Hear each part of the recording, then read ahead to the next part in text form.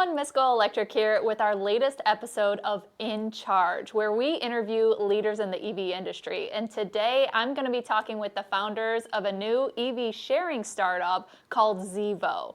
And with me, I have the founder and CEO, Hebron Schur, who has a lot of years and experience in on-demand services and tech-driven operations. And then I also have with me Saima Chaudhry, who is the co-founder and COO, and you have a ton of experience being on Turo as an operator for several years, but also making educational videos on your own YouTube platform with 75,000 subscribers, going over how you can really optimize your business operations on a platform like that. So thank you both for joining me today. I'm really excited to talk a little bit more about what you're up to. Yeah, thanks for having us, Lacey. We're excited to be here. Now, I introduced this as an EV sharing platform, but there's quite a bit more to it, and it is quite unique. So can you give us a little bit of an overview of what your platform is? Well, we're the world's first peer-to-peer EV sharing marketplace. And what that means is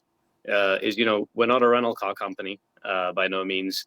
But what our technology allows our users to do is if there is an EV owner, that EV owner can then share this electric vehicle with their community or even outside the community, essentially anywhere in the world, and generate income from it when they are not using it. I saw on your website that there's an example of a young woman who lands in San Diego and she is able to open up this app and book a car instantly through your platform, and she doesn't have to meet with anyone. She can just get in the car and go. So I understand that is a use case that is available to use for the Zevo platform, but what are the other ways people are using this platform?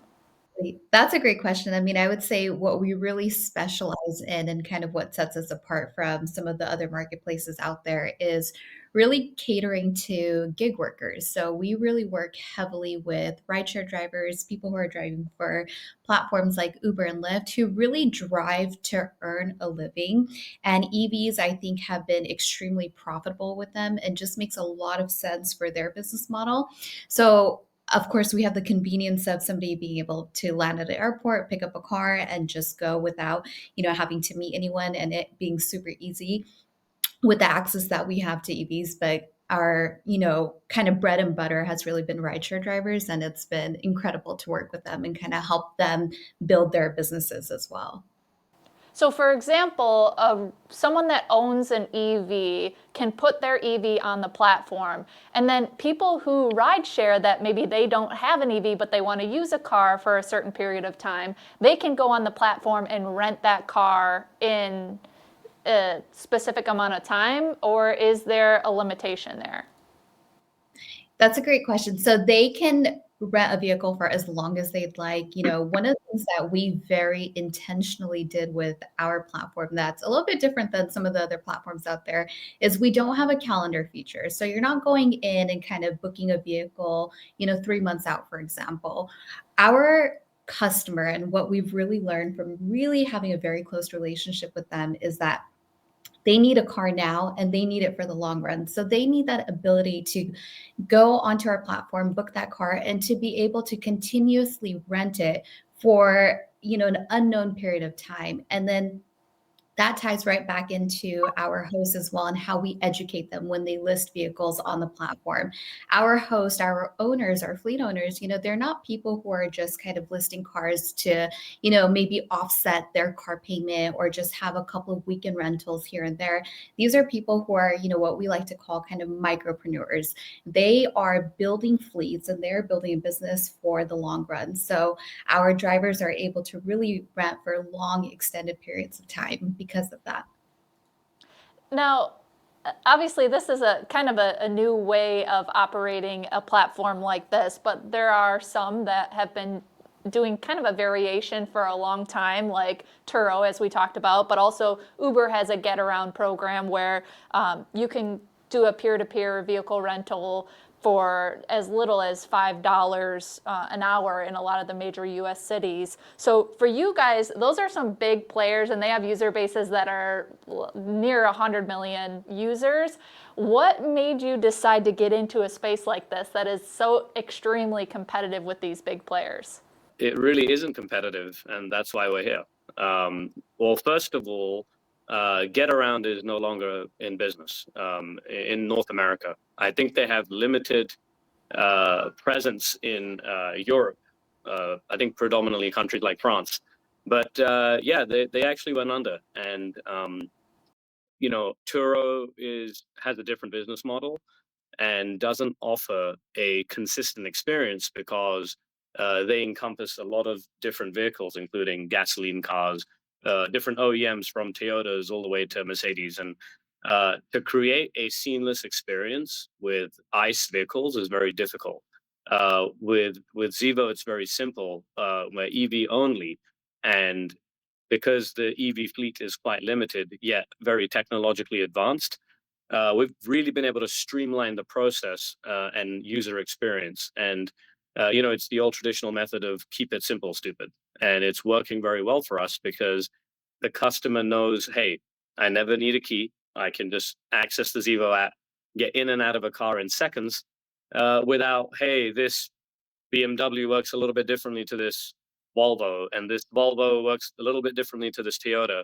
There's just a lot of intricacies with mobility, and then mobility sharing is a complicated world. So we got into it because we believe, and we have proof for that, that we can really simplify the process of renting a car through your community through a peer-to-peer platform, but really offer them stellar service that's 100% contactless every single time.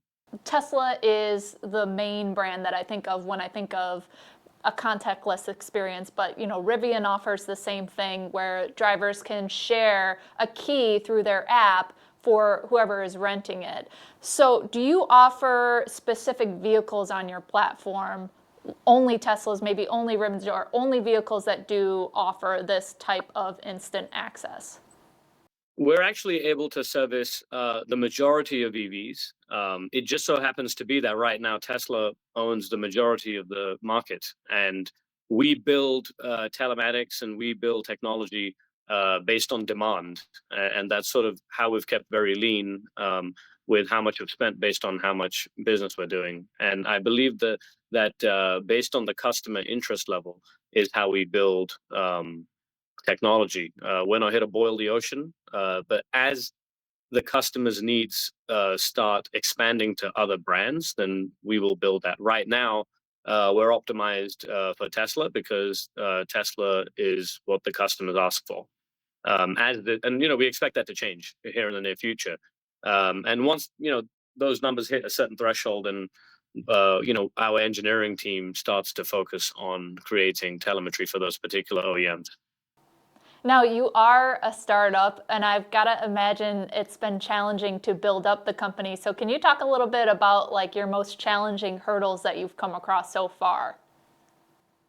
I think for us, the most challenging hurdle has mostly been around ensuring that we put our customers' focuses, before ours, because we can build whatever we want. And originally, we built Zevo to be an hourly, like by the hour, kind of like a take on like Lime scooters or Bird scooters, but for vehicles, right, for large vehicles. Mm-hmm. And I was so obsessed with this idea, and then pivoting to a weekly, monthly, and sort of shifting to this micro leasing sort of space was very interesting for us because customers ended up practically just staying in these forever. So it's very interesting. So I think the hardest part is in this business is to be able to pivot, based on the needs of the customer and not necessarily on what your vision is. So drowning a founder's vision and shifting based on where the business needs are. I feel like I know that sounds very general and not very laser line focused, but that's the truth. I think pivoting is probably the largest and most complicated process that we would say. Well, and you have to think about, you have two sides of this coin, if you don't include yourself, which is you have hosts and you have renters. So you have to make both happy in that Yeah. regard. So can you talk a little bit about how you've been able to appease both of these players at hand? Yeah, for sure. I mean, for us, I think it's very value driven. As a host and an operator for so many years, I think one of the things that I've learned is that you have to really, really, really be so focused on the unit economics on both sides of the platform. Because if you don't drive that value on both sides, then how will you retain either your owners or your drivers? So for us, I think we offer an incredible revenue split for the platform, especially with the type of renter that we're placing the car that has very high utilization. Our average trips are around 80 days.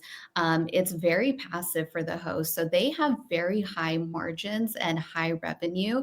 And I think just purely from all the value that we add on both sides of the platform, we have just had so much word of mouth and referral business because of that. I mean, we've just been seeing tons of customers, especially fleet owners, really migrating to Zevo's platform because the value is, just so heavily baked into our unit economics. And I think a big foundation for us is to lead with education, and to lead with education on the owner side, on how they're acquiring the vehicle so that they stay profitable over the long run. And then the same goes on the driver side as well. We understand how our customers are using our vehicles. So pricing plays a huge role in that. And as long as we stay true to adding that value, that bottom line value to both our owners and drivers, it's allowed us to just bring in so much referral business and keep our customer acquisition extremely low, which has been amazing. Now, you have been operating in a limited set of places. Is that correct?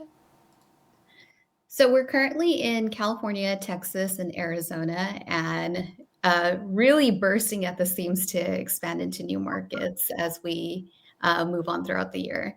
How many people can get on the platform and just rent a car? Presently, we're touching close to 500 active rentals, but these are unique rentals in the sense that these are month to month in sort of tenure, which is essentially 100% utilization. These numbers don't really exist in any other the car sharing world. And by the end of the year, we'll be at 1,500. And again, the reason for this is because our hosts have really monetized and decided to share their vehicle with people who are going to be renters who are going to be in their cars long term, um, month to month wise. So when we expand to other markets, which we obviously plan on doing, because we've been in like pure operation for just around a year.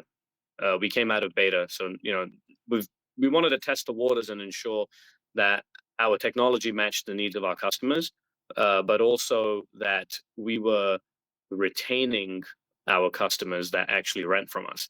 You can have 10 million customers and then only 5 of them rent. Those numbers look great to please venture capital or a media station, but when we talk about full utilization, we're talking about butts and seats that practically live in those cars. And those sorts of numbers not only yield a more profitable business, but also make our hosts extremely comfortable for adding more vehicles. Our average host has 3 vehicles on the platform that reside on the network 100% of the time. So it's not so much that they are using the car when it's not rented. They solely got this vehicle for the sakes of making passive income, almost like an Airbnb. And that's why I said earlier, our model is different to Turo. Turo advertises or did advertise even in the beginning that, hey, when you're not using your vehicle, you can share it and make money. Zevo's narrative is a little bit different. A host gets an EV, leaves it on there, and probably makes income off of it like an Airbnb would. And you have pretty much chosen markets where EV adoption is pretty high, so it makes sense that you would have great availability and utilization based on that. But as far as hosts go, when I think of if I was to rent out my vehicle, one major concern that I would have is the protections against any incidents or anything like that. So can you describe what hosts are going to be able to get from you, from Zevo, in order to ensure that they feel comfortable sharing their vehicles on your platform? And if anything happens, it's covered. Yeah, of course. Like most other platforms, we offer full coverage insurance, especially against physical damage, liability. So all the protections are in place as you would kind of naturally see on these platforms. But I think where Zevo really takes it a step further is we really hone in on our driver vetting process. So, at the very start of the funnel, we really look deeply into who that renter is, and we do that through a variety of ways from, MVRs to background checks to verifying, their rideshare profile and their ratings and, how great of a driver they are. So that's just sort of one level. And then beyond that, the beauty of having EVs on our platform is the incredible telemetry that we have access to. So we can actually learn driver behavior over time. Everything from, how aggressively is somebody braking? How close are they coming into proximity of another vehicle? And how often is that happening? And that is, I think, really what gives us a little bit of an edge when it comes to vehicle safety, driver safety, and really protecting this revenue producing asset that our owners have entrusted our platform with. And so I think with a combination of amazing insurance plus driver vetting plus driver behavior, and as we learn over time, our hosts feel like they're in pretty good hands with us. Now, you guys are operating in a car sharing realm, but there are companies like Tesla who are coming out with robo-taxi services that are expanding across the United States, and Waymo also has been expanding across the United States pretty rapidly with their autonomous fleets. So can you talk about how you fit into this, world of car sharing versus the robo-taxi services, and can you all exist at once? So yes, I believe we can all exist at once, but I think the most important thing is that there is so much market share in mobility itself that it's not so much that one player will dominate this landscape. Um, I'll speak to autonomous driving, autonomous vehicles, for lack of better terms, for a second. I personally believe that we are pretty far away from it. We're about 5 to 10 years away from anything that is essentially working effectively without the impacts of uh, harsh weather conditions, construction, the animal that comes into the side of the road, and this is not my opinion. This, obviously we've studied this. We don't have enough time to go through, some facts and some statistics on this. But assuming that, let's say, down the line, autonomous vehicles were, robotaxi, Waymo, they were just owning a lot of the market space there, then you have the problem of adoption, and you have to also understand that electric vehicles are far superior in many categories. They've proven so than ICE vehicles. Yet they only make 3% of what's on the road right now. And electric vehicles, like a good Tesla, everyone says Tesla is sort of the gold standard, right, in North America. And since 2012, they've been producing, pretty solid vehicles, right? Like good vehicles that actually work. And yet the adoption for EV in North America is still 3%.